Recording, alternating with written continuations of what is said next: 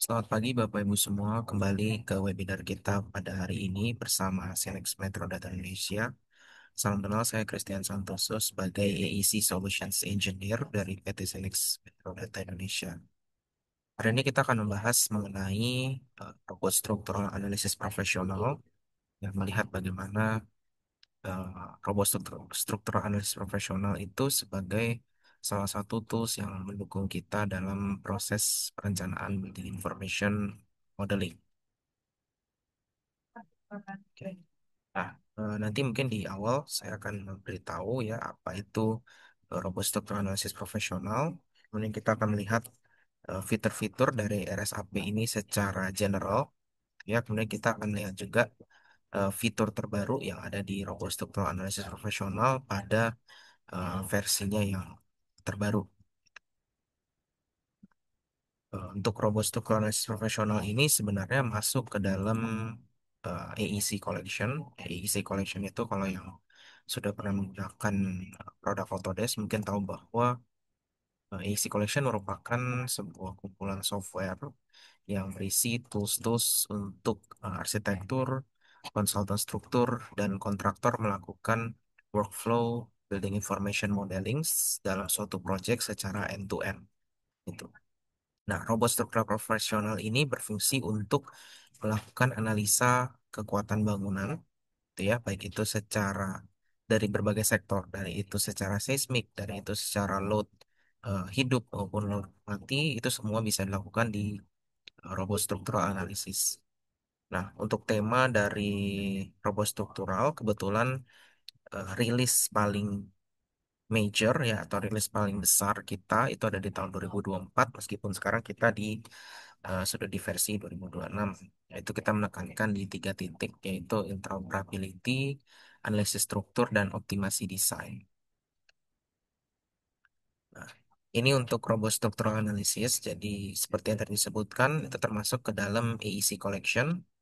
Ya, interface-nya kurang lebih seperti yang ada di layar gitu ya. Jadi fungsinya memang untuk melakukan analisa kekuatan bangunannya. Nah, kita bisa melihat di sini ada torsi bangunannya gitu ya, bagaimana dia eh, potensi pelendutan yang terjadi di dalam suatu bangunan itu semua bisa dilakukan dan dicek dari robot structural analysis profesional.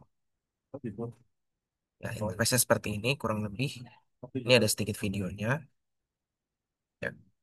Nah, menariknya adalah robot struktural analisis profesional ini kan part dari isi collection gitu ya. Jadi kita bisa eh, sebetulnya memodelkan bangunan yang kita inginkan atau yang sudah kita rancang itu di Revit, kemudian kita akan mengkoneksikannya ke robot struktural. Seperti di video ini, kalau kita lihat strukturnya itu sebenarnya sudah dimodelkan semua gitu ya.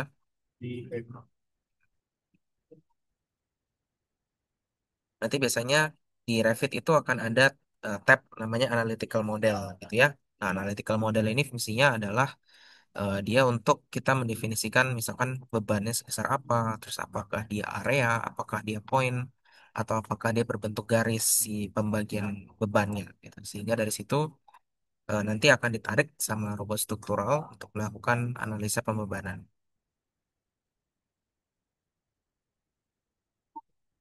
Nah, biasanya pada menu collaborate, yaitu kita bisa save nanti ini ke cloud, ya, analytical modelnya. Kemudian dari sini nanti kita bisa masuk ke BIM 360. Kalau sekarang mungkin sudah masuknya ke Construction Cloud gitu ya. Kita bisa lihat di dokumen manajemen, structure ya,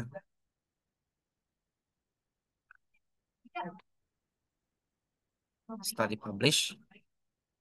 Kita bisa lihat ya tentunya bisa lihat di Construction Cloud. Ya, nanti dapat yang seperti ini, notes-nya, kemudian berbagai data-datanya gitu ya. Dari sini nanti kita bisa eh, buka ya, kemudian kita masukin ke Revit dan di Revit itu ada fitur untuk melakukan link ke robot struktural analisis. Nah, dari situ nanti filenya akan ditarik ke robot struktural, masuk seperti di gambar ini. Ya, kemudian kita bisa melakukan berbagai eh, tes pembebanan yang mungkin bisa terjadi di sana. Ya, seperti di sini contohnya ada wind simulation, ada seismic. Ya. Nanti di video berikutnya akan ada yang seismic tuh. Ya, di sini nanti kita bisa lihat juga pelendutan ya, seperti ini ya. Bila dia semakin biru berarti semakin berpotensi. Kemudian kita bisa ngelihat juga ini dari sisi eh, diagramnya ya, mana yang mengalami beban cukup besar. Kemudian kita bisa di RSAP ini juga mendukung untuk berbagai tipe struktur. Jadi tidak hanya beton, tapi bisa di besi, bisa di baja juga, bahkan sampai ke kayu. Tuh, dan tentunya di sini juga ada definisinya, apakah tiap balok, tiap struktur ini merupakan menggunakan profil yang berbeda-beda. Itu bisa kita buat di sini.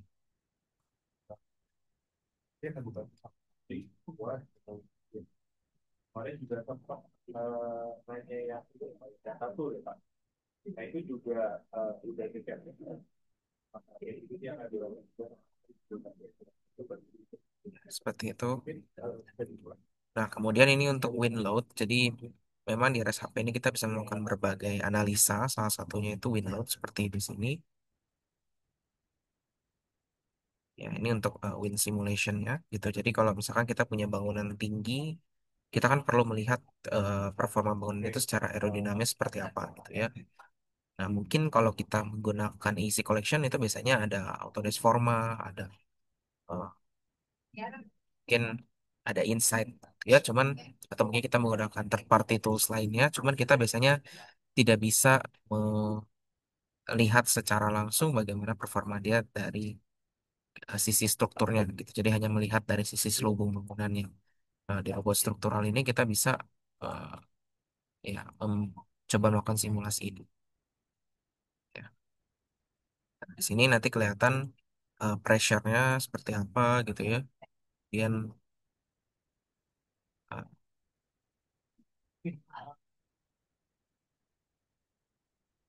dari sini kita nanti jadi bisa melihat apakah di sisi mana kita perlu melakukan perkuatan dari sisi struktur bangunannya gitu ya.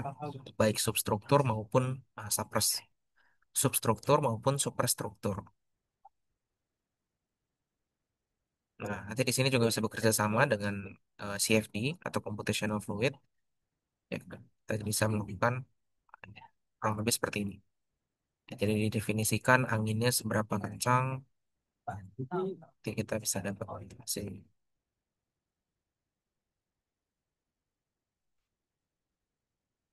Oke.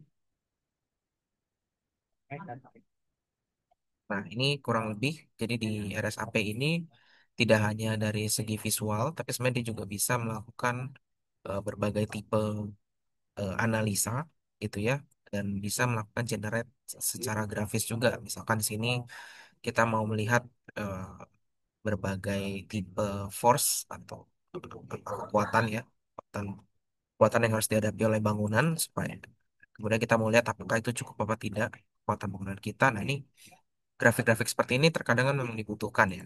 Ini bisa didapatkan dari robot struktural. Di Revit itu mungkin ada beberapa yang bertanya apakah bisa melakukan struktur analisa gitu ya. Sebetulnya di Revit itu kita terbatas sekali untuk melakukan hal seperti itu gitu, karena kita hanya bisa melakukan atau mengeluarkan output berupa grafik seperti ini dari robot struktural.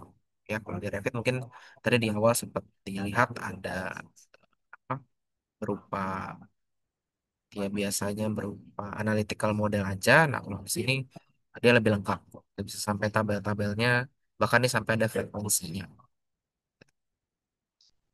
Ya, nah, ini kita masuk ke bagian fitur dan peningkatan. Jadi untuk robot struktural ini sebetulnya kita sudah sampai di versi 2026 gitu ya. Namun memang di versi 2025 dan 26 itu peningkatannya masih lebih ke mengoptimalkan apa yang dibawa oleh 2024 ya.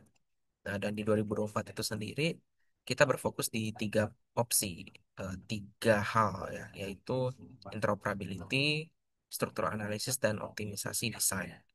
Nah, interoperability ini kita melihat yang tadi mungkin ya Revit to Robot Link Enhancement. Jadi biasanya di robot struktural itu terkadang kalau kita masuk dari Revit itu suka agak repot gitu. Jadi ada beberapa orang yang lebih senang mengekspor ke filenya robot struktural. Nah, di 2024 ini sebenarnya sudah lebih ditingkatkan kemampuan dan kompatibilitas itu supaya tidak sering error.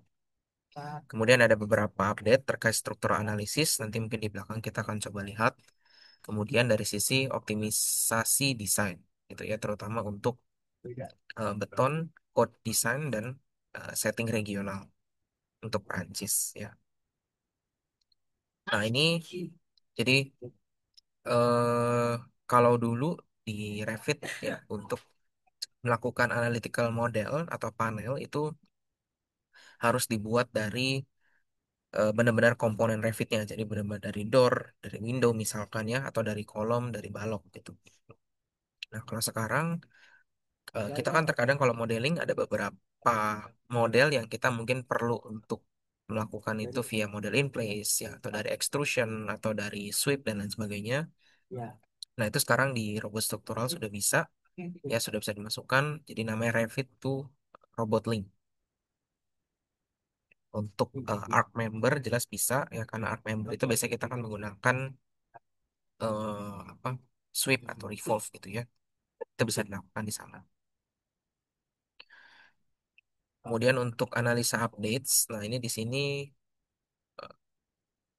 yang berbeda gitu ya. Jadi untuk load distribution dari dinding cladding ya, cladding itu biasanya kita harus melakukan analisa itu secara terpisah gitu ya. Nah, tapi di sini sekarang kita udah bisa melakukan eh, pengecekan melalui langsung dari satu bangunan ini gitu. Jadi tidak perlu dipisah lagi si dinding claddingnya sendirian. Kemudian yang kedua kita punya seismic analysis untuk area Kanada. Jadi memang untuk seismik ini dia terpaku oleh region tertentu. Itu tidak semua region di seluruh dunia bisa dicapai untuk sekarang gitu ya. Cuman untuk yang versi 2024 dan 2026 ini kita berfokusnya dia banyaknya untuk di Kanada. Seismic analysis enhancements juga sama ya. Meskipun tentunya nanti ketika kita memilih untuk di Kanada ini kita bisa mengkustomisasi dari sisi mata angin atau pergerakan dan lain sebagainya gitu. Nah, kemudian ini memang jadi untuk RSAP yang versi ini dia banyak memfokuskan di region yang EMEA ya, atau Eropa sana gitu ya. Untuk di sini dia banyak menyesuaikan apa standar dari Prancis, Polandia ya, dan ACI 318 ini punya US memang. Ya, cuman kita belum begitu masuk ke yang area Asia punya gitu. Oke. Nah, kemudian seperti layaknya yang lain, jadi RSAP dan mungkin hampir semua produk Autodesk gitu ya, itu sudah mulai memasukkan eh, desain parametric design gitu ya. Parametric design ini biasanya kita mungkin menyentuh dari Python ya, atau menyentuh yang lain gitu ya. Nah, untuk di RSAP ini kita biasanya banyak main di design codes. Nah, design codes ini dia biasanya cukup open API.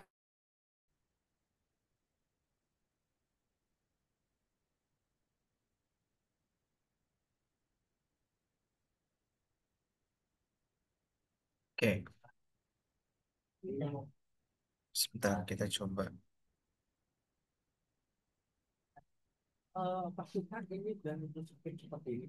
Oke, ya. Nah, kemudian kita lanjut ke regional settings untuk di Prancis ya. Jadi memang untuk di regional Prancis itu mereka membutuh tentunya tidak hanya di Prancis ya, di Indonesia juga seperti itu membutuhkan beberapa desain code yang harus dipenuhi gitu ya, terutama pada fase struktural analisis seperti ini gitu. Dan di robot struktural ini dia sudah mendukung ya untuk standar Prancis, jadi itu include dengan database, design code, dan parameter analisa. Kemudian untuk reinforce concrete itu juga sudah bisa. Jadi mungkin sebelumnya kita berpatokannya itu pada beton, eh pada baja ya atau eh, apa besi saja gitu ya atau kayu. Terus sekarang dia sudah masuk ke reinforced concrete juga sudah menjadi defaultnya. Oke, mungkin sekian untuk eh, sedikit overview mengenai robot structural analysis. Terima kasih.